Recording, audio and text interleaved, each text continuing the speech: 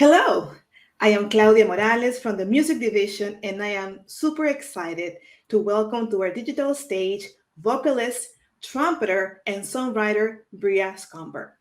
Described as one of the most versatile and imposing musicians of her generation by the Wall Street Journal, Bria has made a name for herself in the hot jazz world.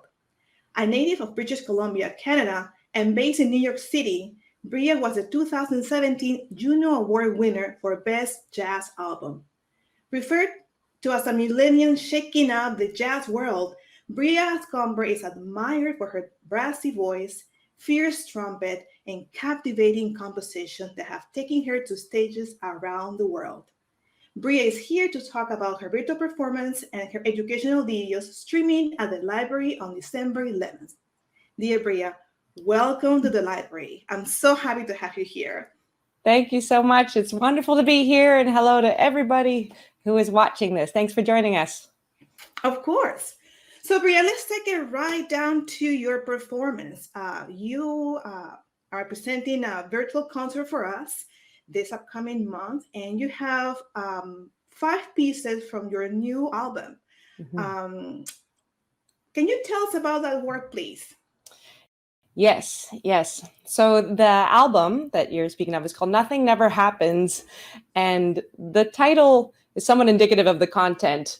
You know, I created a lot of original music inspired by, basically just the need to get out and process all of the events happening in the world a couple of years ago. That's I think why the arts are necessary. It gives us a chance to process and create. So the album is, to me, it has a real kind of charged energy. It has some real grit to it, and I thought this would be a wonderful opportunity to get some wonderful video footage and share some more of that music. Even though the album was recorded a few years ago, the music is still pretty relevant today. Within those songs, there's a song it's called So Is the Day that was also recorded in your 2012 album. But this version has a different beat, different tune, different texture. What were you trying to experiment with this new take on the same work? Yeah, great question. So Is the Day is a song that I wrote, as you said, before 2012. And it stuck with me for a really long time because it continues to morph with life's many experiences, as do I. It's really just like a palette. It feels like a bluesy, almost like a New Orleans dirge sort of feel. And what's wonderful about it is the melody is simple, the meaning behind it is simple and universal, but I can use it to put whatever I'm feeling in that moment into the song.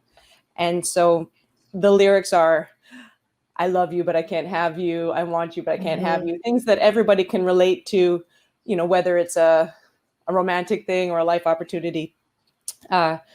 So I have just continued to play this song over the years, and the version from 2012 has a nice kind of a groove to it and a beat. But I feel that this version is more, again, about like wrapping up life's experiences in it and really trying to share that with people. And hopefully the listener can have some of that same experience. Yeah, I really was, I was listening to both versions of it over and over, and I definitely in love with this new take that you did in the 2019. It really is very strong. I mean, you can't help it but just be with it, and I think we can all, as you said, we can all relate to that energy of that work. Thank you. And I think the original feeling is, you long for something, you want something, but at the end, it's redemption. It's overcoming this and taking control of those feelings, which can only come, I think, with age and maturity. Yeah, that's right. Another piece that I really love from this album, from this virtual concert, not this album, that is not in this album, is the elbow bump. Yeah. You wrote in 2020, and yes. I was just captivated by that song. Can you tell us what are we hearing? What are we listening in this texture? So elbow bump, if you haven't heard it yet, it's got kind of a New Orleans-y street beat groove. There's a lot of playfulness in it. It also has a very simple melody, And this song was created in March of 2020, right when everything shut down. And for the first time I was playing by myself, and I was imagining the band in my head. And actually the first video I made, an a cappella video playing with other musicians videos, was over Elbow Bump. I think it came from just an organic need of wanting to play with other people, and now to take it from that idea and to play it live with people is really special. So that one to me is just, it's just fun. It's just fun. Elbow Bump, of course, the safe way to touch other people. And I think, jazz is most fun when you just feel like kids in a sandbox throwing dirt at each other, throwing ideas around, throwing it back and forth. I love what the band plays. Darian Douglas on drums is a longtime friend of mine, and he lived in New Orleans for a while. So he always does a really good job of just getting that energy going from behind the drum set into the whole band. To me, it was interesting that, as you said, you wrote this piece in the middle of the pandemic when we all know what happened. But you were still able to grasp this energy and I guess, were you trying to channel the spirit of being with others while we couldn't at that time? Yeah. Again, March 2020. So perhaps it was a little more optimistic at that moment of how long it would take. But yeah, I think being able, something good came out of it. Got a fun little song that is easy to understand and share with other people. So let's take it. Going back to the pandemic, you've been in the business for a long time, and you tour around the world. You've been in bands, and you've done a lot. And all of a sudden, the pandemic started, and then we all know what happened. How do you channel your creative energy during this, almost year and a half month of music darkness? Yeah, it's been very confusing for many people, disorienting. I'll say, I am grateful that my reaction was first not to focus on what I couldn't do, but to focus on what I could do. So for the first 6 months, twice a week, I did a live stream on Facebook, and it was just me, blah, blah, blah, playing songs, playing bad keyboard, telling jokes, and interacting with the people through the chat. And it ended up being just such a wonderful relief, therapy, community, camaraderie, and a chance to learn some new songs. That really kept me positive for a long while, at least for creativity. And honestly, more than creativity, I focused on the technique, the technical aspects of playing the trumpet. Maybe for us musicians, you don't have that sort of routine to set a schedule for your own practice. So I feel like more than creativity, I focused on the specific technical aspects of playing the trumpet. And then the other big piece of last year is that in February, I found out I was pregnant.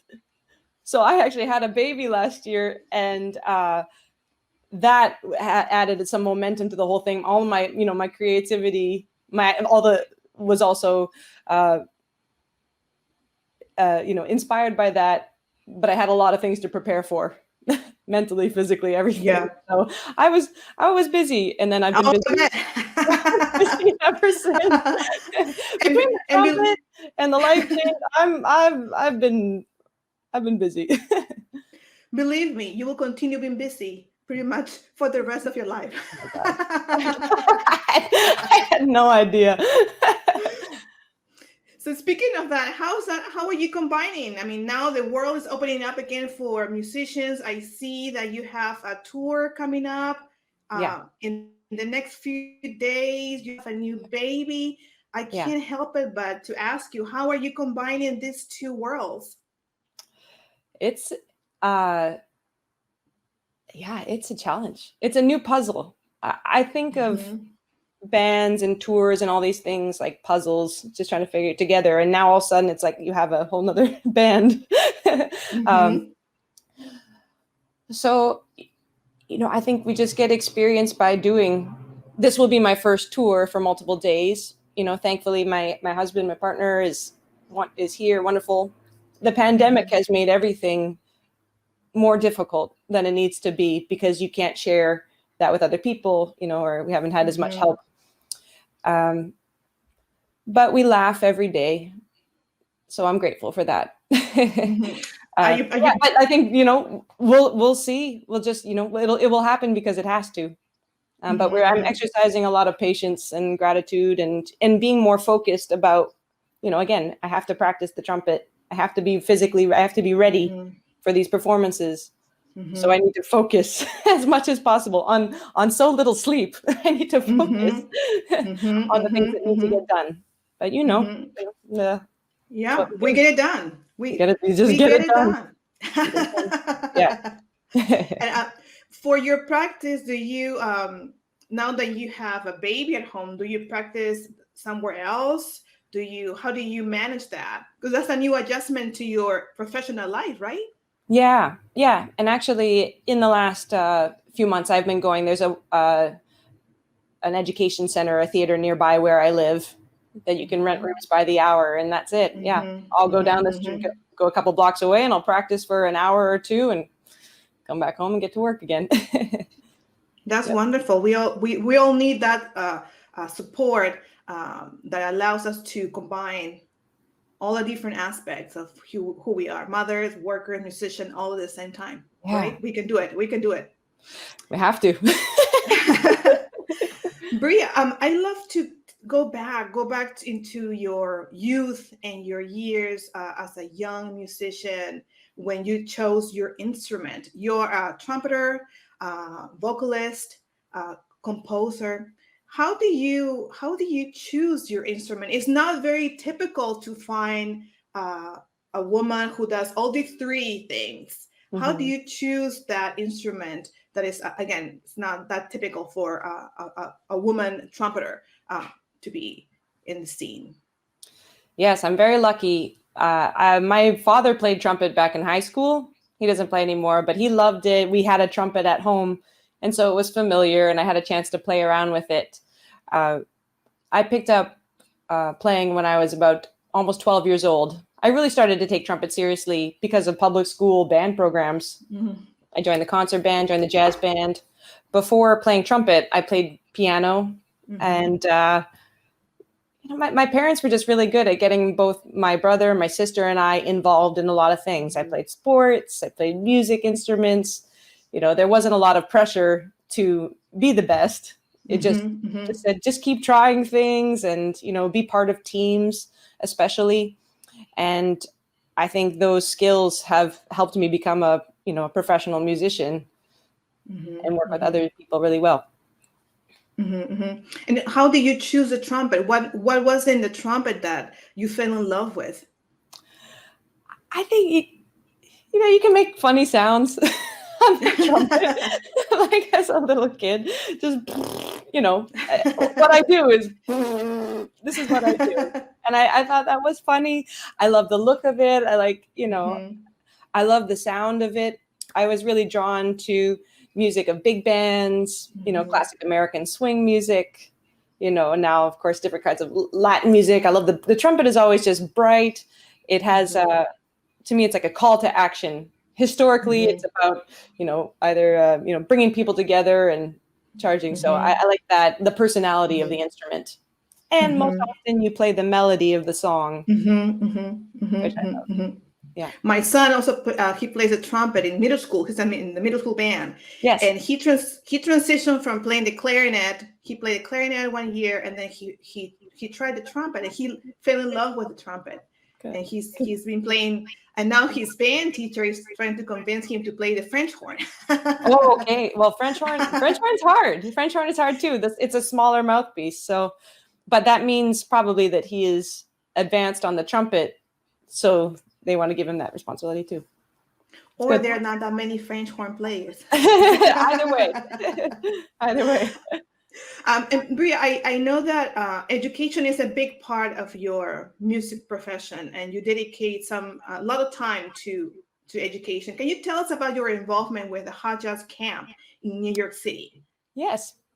So the New York Hot Jazz Camp My friend Molly Ryan and I, who's a vocalist, we started it in 2015, and it was inspired because both of us attended jazz camps as youth. As particular, I attended one in California when I was a teenager. Now it's the Tea Garden Jazz Camp in Sacramento, and I became a student to an alumni to a faculty member, and I think always just had a dream to start that experience somewhere, wherever I ended up living for the rest of my life. So yeah, the New York Hot Jazz Camp is for adults. As you can surely imagine, we had to cancel in the beginning of 2020. We did 2 virtual camps, which is difficult with music, but again, it's about community, and there are many things to learn, of course, away from playing in a band environment. But yeah, it's just been a wonderful way to get to know more people and focus on the roots of American jazz music. Mm-hmm. I feel lucky. In my hometown, we had a festival, and I learned a lot about New Orleans style jazz, which is so strong with melodies and rhythm and beginning harmony. It's a great place to learn how to improvise. It's a good way to, again, play together with other people and keeps jazz fun. Jazz sometimes doesn't have that reputation anymore, but especially when you're starting out as a young kid, to have that that feeling of just fun and collective energy is important. So that is why we chose that as the focus for the camp. And yeah, we hope, hopefully we'll get to do it again next year. It's the ground is still a little shaky under everybody's feet, especially with this new life experience I talked about that I have. So we'll see. But nyhotjazzcamp.com, keep in touch there.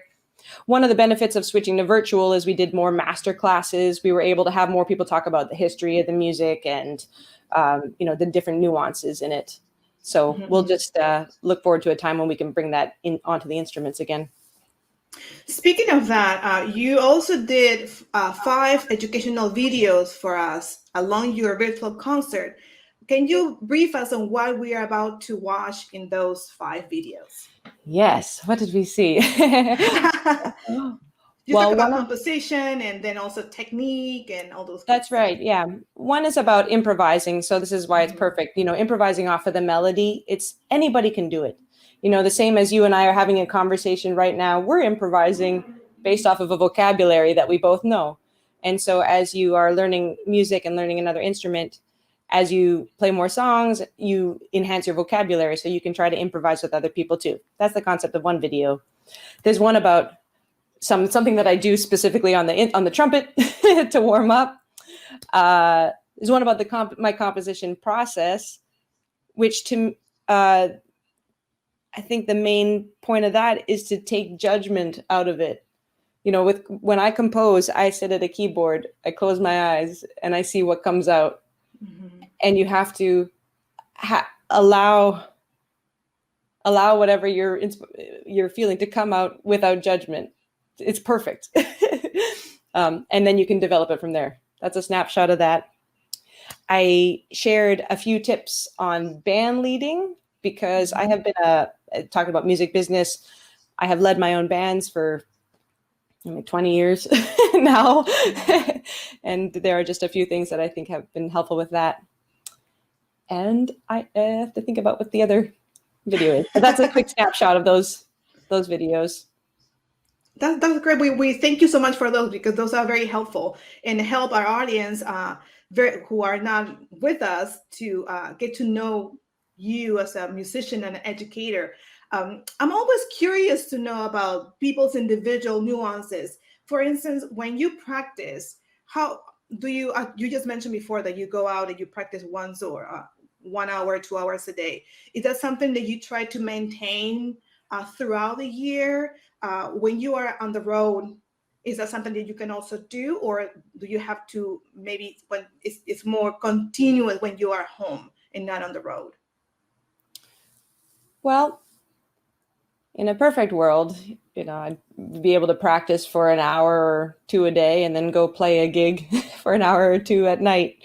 And then you feel really strong. Mm-hmm. Trumpet and brass instruments are very athletic. They take some muscles, some specific muscles that you have to keep in shape. Mm-hmm. So I can't remember, Louis Armstrong would say, if I take a day off, I notice. If I take 2 days off, musicians notice. 3 days off, everybody notices. So there's always a feeling like you have to put in that time, at least to be able to perform on the level that we want to as professionals. That being said, you don't always have that time. But I have found some just ways to keep practicing even away from the instrument. So if I'm on an airplane, I'm not going to take out my trumpet. I'm going to go, or like I have lots of little exercise things to work out my fingers. There are different technical parts that you can keep kind of exercise the muscles away from the instrument when you don't have that concentrated time to put into it. And again, I think if there are, musicians watching this right now, it's equally effective if you can do 15 minutes of focused practice and isolate and address the things you really need to work on. That's just as good as 45 minutes of practice without any sort of focus. Be specific. So it's been good for me to have less time because I don't focus very well. Now I have to. I can imagine now with all your responsibilities, it can become more challenging. And Bria, I must ask, was it difficult for you as a woman with this particular instrument to make a name for you in the scene and to be where you are? Was your journey in the music scene easy, smooth for you?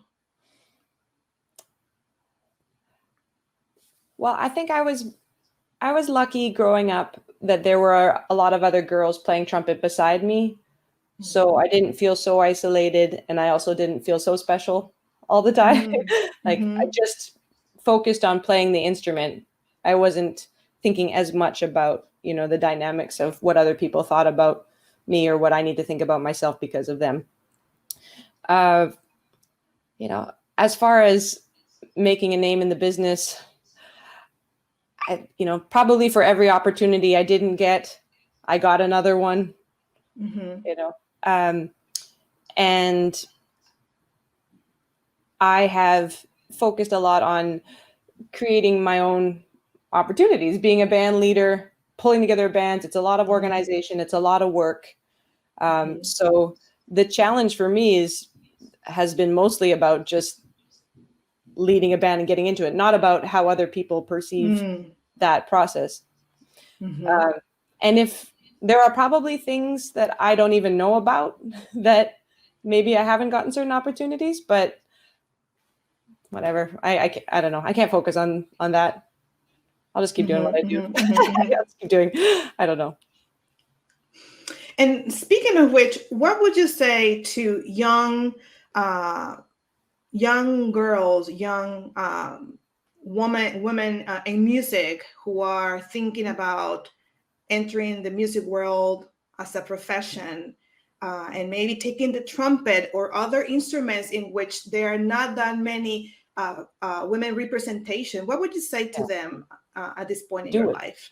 Do it. Go. Don't think twice. Take a big breath, put some air through the horn. And I say, keep your bell up, stay positive and push forward. And you will find success. I think if you could just continue to work hard and you're nice to other people, you have to keep that going. There is an incredible group of young women trumpet players right now that I have never seen before in my life. Like it doesn't sound like a lot, but maybe 5 to 10 really, really good trumpet players around 20 years old. And it's exciting. It really inspires me in a lot of ways. I call them my little sisters. And I think that right now, also because of social media and the way that people can connect, they are finding each other. They are inspiring more underneath them. And so if I'm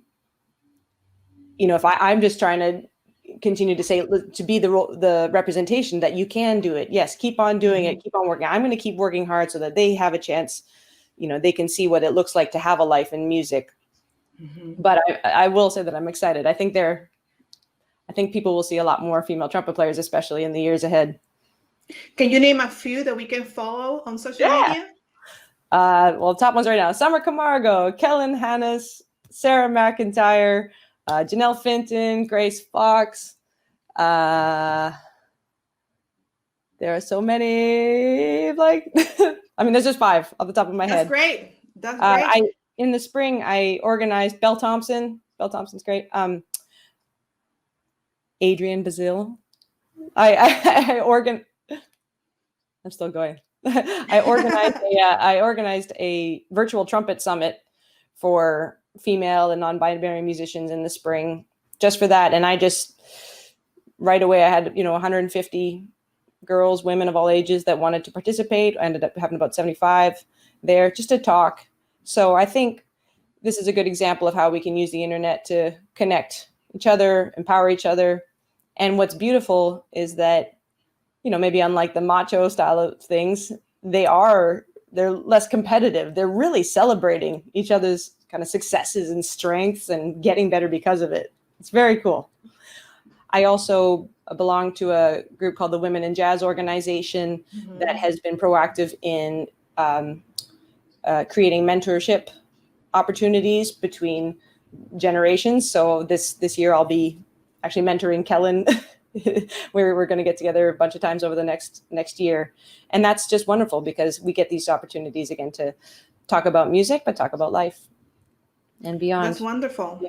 Thank you for sharing. I didn't have as much of that growing up, but I will say that there have been women like Ingrid Jensen in particular, is a trailblazer. Absolutely.